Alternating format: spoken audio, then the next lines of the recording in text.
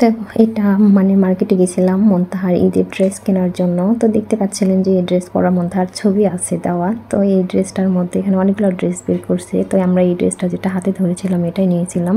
তো ওখান থেকে আসার পরে এই যে সন্ধ্যাবেলা মানে ইফতারিতে খাওয়ার জন্য রান্না করতেছিলাম। লাউ দিয়ে শোল মাছ রান্না করব, ইলিশ মাছ দিয়ে তো মিষ্টি কুমড়া রান্না করতেছিলাম, আর করলা দিয়ে ট্যাংরা মাছ রান্না করব। তো এই যে আমি এখানে ইলিশ মাছ আর মিষ্টি কুমড়া উঠিয়ে দিয়েছি। তো আমি এটা একটা চচ্চড়ি রান্না করছিলাম, আর এই ইলিশ মাছ দিয়ে মিষ্টি কুমড়া চচ্চড়িটা ভীষণ টেস্ট হয়। আর এদিকে দুধ আমি জাল করছি, আর মিষ্টি কুমড়া রান্নাটা এদিকে প্রায় শেষের দিকে চলে আসছে। তো মিষ্টি কুমড়াটা শেষের দিকে রান্নাটা শেষের দিকে হয়ে গেছে। তো মানে রান্নার রমজান মাসে রান্না করতে ভীষণ বিরক্ত লাগে, তারপরও করতে ইচ্ছে না করলেও তো খেতে হবে, পেট আছে ভেবে আবার রান্না শুরু করে দিই। তো এই যে এটা আমি রান্না করতেছি শোল মাছ দিয়ে লাউ রান্না করব, মন্তাহার বাবা খেতে চেয়েছিল। তো সেটা আমি এখনও কষিয়ে নিলাম, নেওয়ার পর আমি সেটার মধ্যে আগে আমি শোল মাছ দিয়েছিলাম, তার মধ্যে লাউ দিয়ে অনেকটাক্ষণ কষিয়ে নেব। আর শোল মাছটা একটু বেশিক্ষণই লাগে আমার মনে হয় সিদ্ধ করতে, আর লাউটা তো বেশিক্ষণ টাইম লাগে না সিদ্ধ করতে।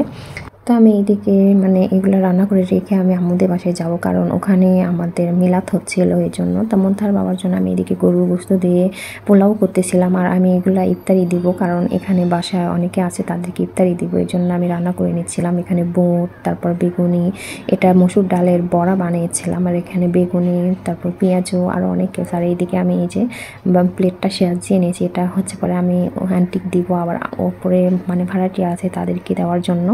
আর এখানে বড় হাঁড়িতে একটা পোলাও করা হয়েছে, দেখতে পাচ্ছেন এটা আম্মুদের বাসার ভিডিও, আপনারা কনফিউজ যেন হয়ে যান না, কারণ আগেরটা দেখলে ওটা আমার বাসার ভিডিও। আমি সবাইকে ইফতারি দিয়ে পরে আম্মুদের ওখানে চলে গেছিলাম, কারণ ওখানে মিলাদ করানো হয়েছিল বড় করে, মানে মাদ্রাসার ছাত্রদেরকে খাওয়ানো হয়েছিল, প্রতিবেশীদেরকে দাওয়াত করা হয়েছিল।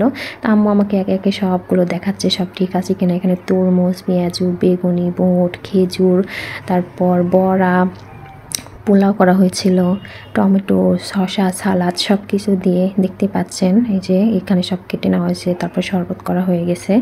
তা আমি এটা পরের দিনে বাসায় এসে আমি ইলিশ মাছ রান্না করছিলাম, তো সেই রান্নার ভিডিওটা আপনাদেরকে দেখাচ্ছি।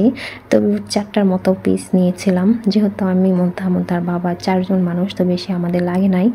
তো এখানে আমরা এই 4 জনের জন্য 3 জনের জন্য 4টা পিস নিয়েছিলাম, কারণ মন্তাহার বাবা একটা করে বেশি খায় সব সময়। তো এই যে এটা আমি একটু বেশি ভাজা ভাজা করব, করে রান্না করব, দেখতে পাচ্ছেন। আর এদিকে আমি তো পেঁয়াজ রসুন কেটে কুটে নিয়ে রেডি করে নিয়েছি। তো আমি ট্যাংরা মাছ মানে করলা দিয়ে চচ্চড়ি করবো। আর এই তো আমার এদিকে গরু পাখিটা সুন্দর করে রেডি করেছে, মানে এই ড্রেসটা নিয়েছি, আর একটু বড় হচ্ছিল, তো আমি চাপাইতে দিয়ে আসবো বলে ওকে একটু পরে ট্রায়াল করে নিচ্ছিলাম। তো এটা পরের দিনের ভিডিও। আমার গুলোটা দেখেন একাই বাসায় বসে থেকে কি কি করে আর কি কি দুষ্টমি করে, আপনারা দেখলে বুঝতে পারবেন। ও সারাদিন এইগুলাই নিয়ে ব্যস্ত থাকে, মানে শহরের বাচ্চাগুলো না রুমের মধ্যে থাকে, ওদেরকে সব ব্যাপারে শাসনও করা যায় না। তারপর আলহামদুলিল্লাহ আমার মেয়ে যথেষ্ট ভদ্র, ও জিনিসপত্র এলোমেলো একটু কম করা পছন্দ করে।